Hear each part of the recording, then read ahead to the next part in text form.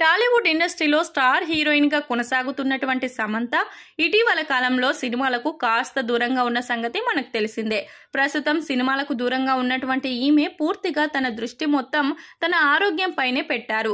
సమంత గత కొంతకాలంగా మయోసైటిస్ అనే వ్యాధితో బాధపడుతూ ఉన్నారు. ఇలా ఈ వ్యాధితో బాధపడుతూ ఉన్నటువంటి ఈమె ఈ వ్యాధికి చికిత్స తీసుకోవడం కోసం కొంతకాలం పాటు సినిమా ఇండస్ట్రీకి విరామం ప్రకటించారు. ఇలా ఇండస్ట్రీకి విరామం ఇచ్చినటువంటి సమంత పలు దేశాలకు వెళ్తూ ఈ వ్యాధికి చికిత్స తీసుకుంటూ పూర్తిగా ఈ వ్యాధి నుంచి కోలుకున్నారని తెలుస్తుంది. ఇక ఇటీవల కాలంలో ప్రైవేట్ ఈవెంట్లకు సమంత హాజరవ్వడమే కాకుండా సోషల్ మీడియాలో కూడా చాలా యాక్టివ్ గా ఉంటూ తనకు సంబంధించిన ఎన్నో విషయాలను అభిమానులతో పంచుకుంటూ ఉన్నారు.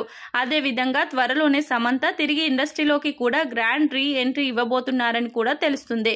ఇక ప్రస్తుతం ఈమెకు చేతిలో ఒక సినిమా కూడా లేదు. ఇక ఇతర హీరోయిన్లు 2-3 సినిమాలతో బిజీగా ఉండగా సమంత మాత్రం చేతిలో ఒక్క సినిమా లేకపోయినా నెంబర్ 1 సెలబ్రిటీగా కొనసాగడం అభిమానులను ఎంతో ఆనందానికి గురి చేస్తుంది.